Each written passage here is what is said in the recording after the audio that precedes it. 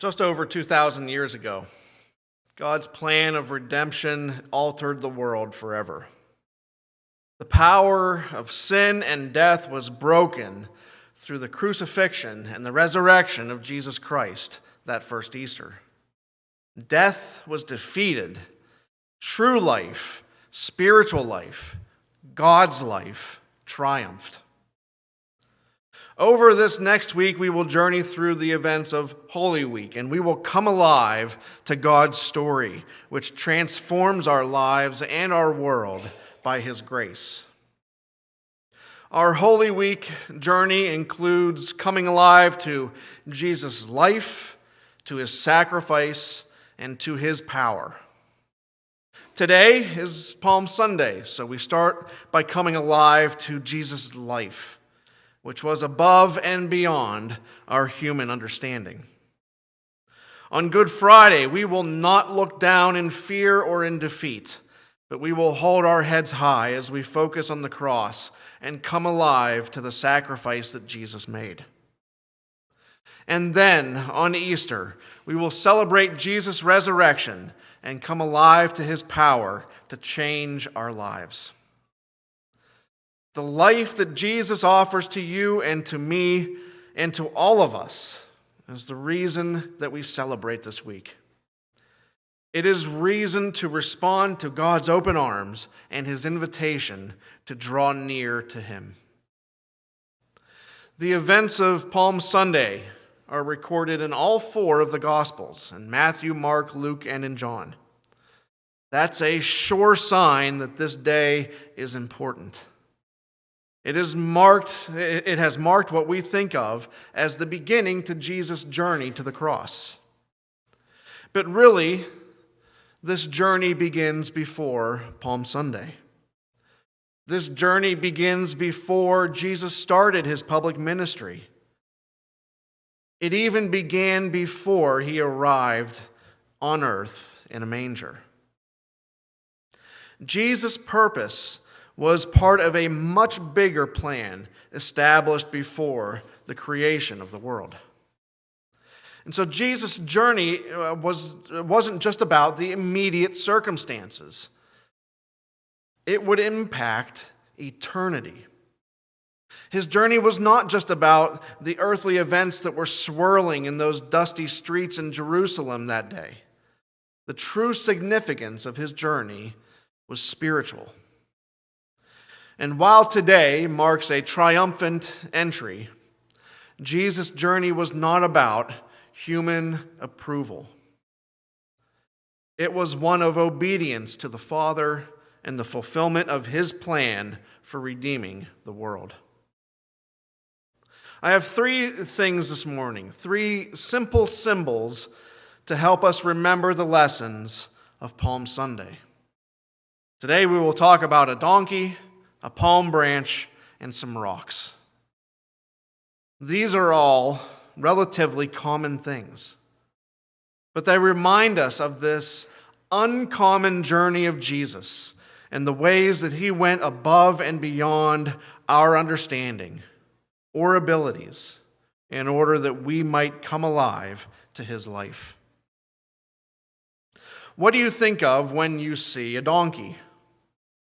Stubbornness, perhaps.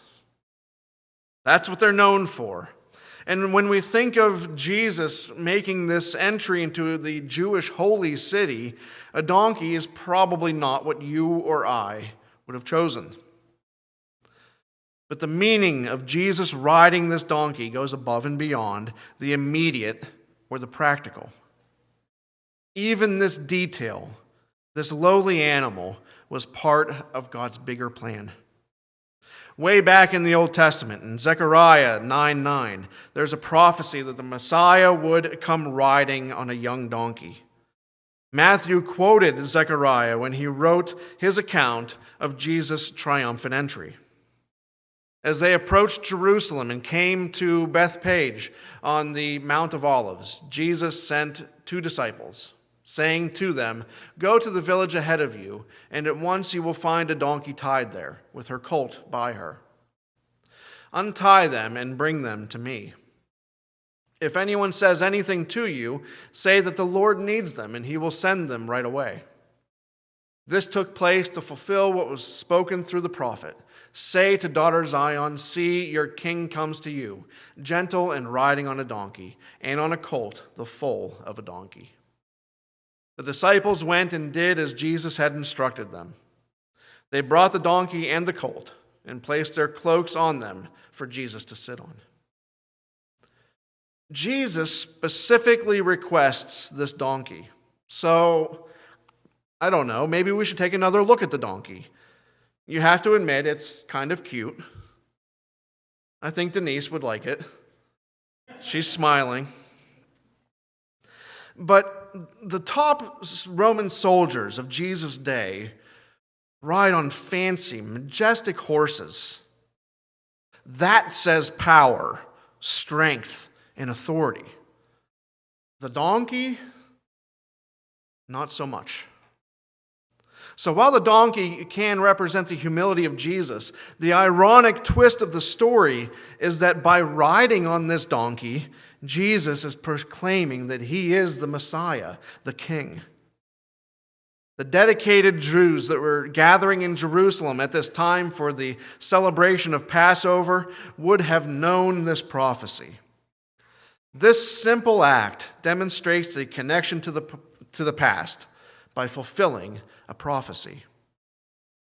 It also points to the future of Jesus as king.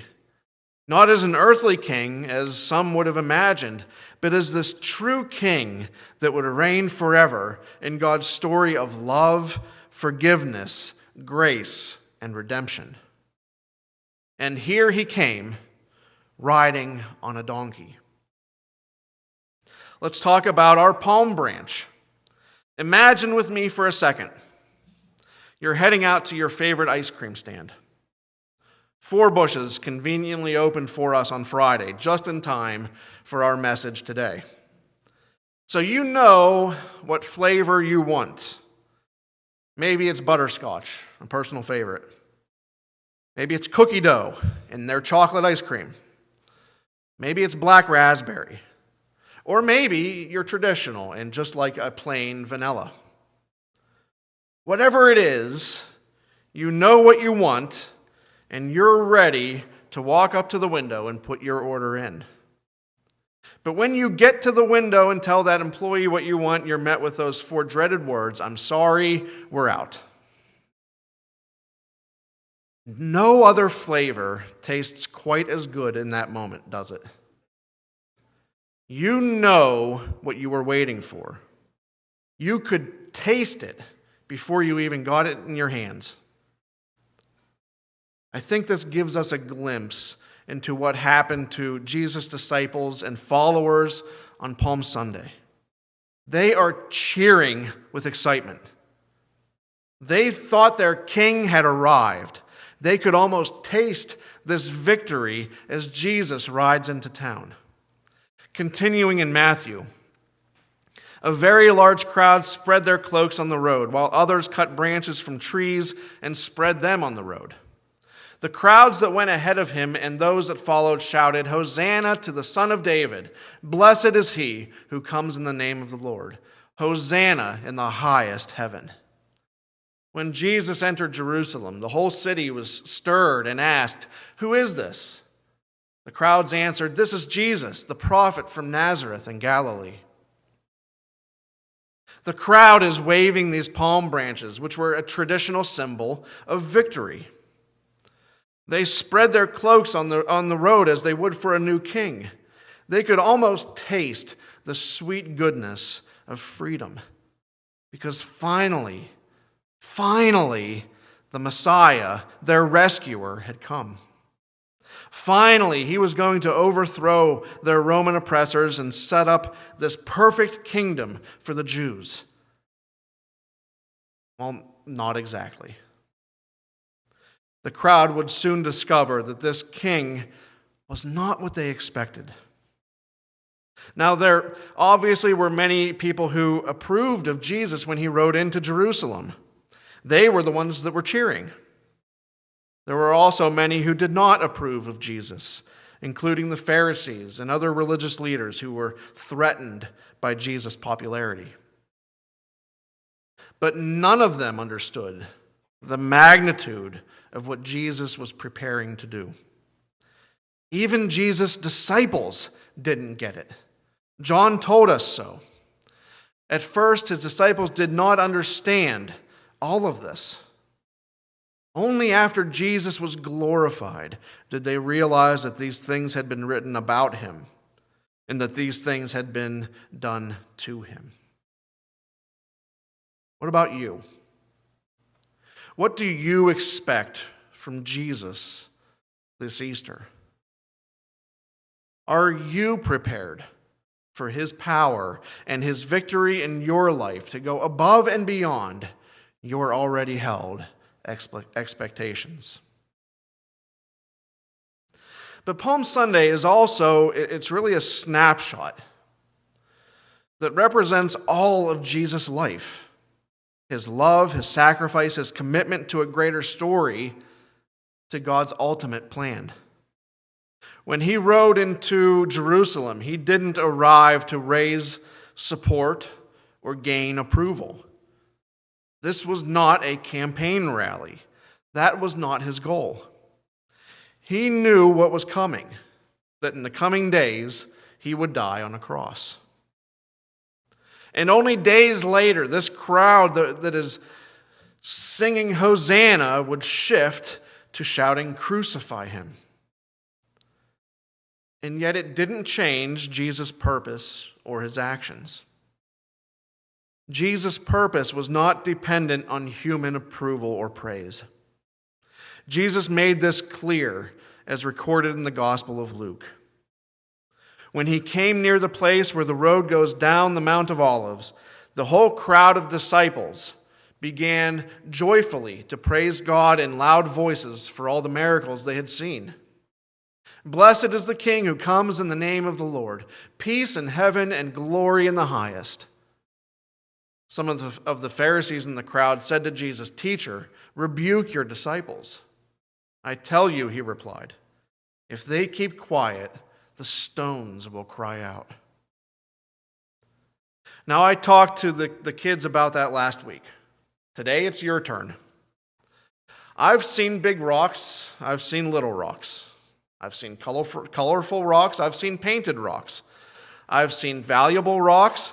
I've seen rocks that get tossed aside like trash. But I've never seen a rock cry out. It seems impossible. But that is his point. The importance of the day was not about who sang praises and who kept quiet. It was about all of creation, which was in need of redemption. All of creation, which was held under the curse of sin and death. All of creation, which would praise God when its creator was at work in such a significant way to lift that curse and make a way of restoration. Jesus' purpose was not the popular purpose. It was to offer the ultimate sacrifice, his own life, so that everyone in all creation could worship God in new freedom and in truth. Whether the people approved or disapproved, whether they recognized or had no idea what was happening, Jesus' purpose never changed. It was above and beyond earthly understanding. Now today, we have the privilege of hindsight. We see what the disciples in that day did not. We know the end of the story. And so as we watch these events of Holy Week begin to unfold, we come alive to Jesus' life, which was dedicated to God's ways that are above and beyond our own. They were when Jesus entered Jerusalem on that Palm Sunday, and they still are today. There is no doubt that God is above and beyond us in every way. And yet, from above and beyond, God sent his Son to earth in a way that we never would have imagined or planned or chose. Jesus came to us in humility, He lived among us in solidarity. He sacrificed everything in obedience. Jesus' purpose was to bring God's love and life to the world. His love bridged that gap and provided a way for us to cross over into the holy presence of God, to know Him, to relate with Him. If you are here today wondering what this journey of Holy Week might mean for you this year, don't miss out on God's invitation. It may be an unexpected journey. It may be a surprising journey. But what was once impossible because we were separated from God by sin and death is now possible when we come alive to the life of Jesus. Today we come alive to that life. But just as Jesus entered that city thousands of years ago and entered into the final stages of his work on earth, let's invite him into our hearts and our lives in the same way. Let's shout praises of Hosanna for the Messiah King. With our eyes open and our hearts full of gratitude, let us join him in God's ultimate work of restoration and healing and true life. And all of God's people said,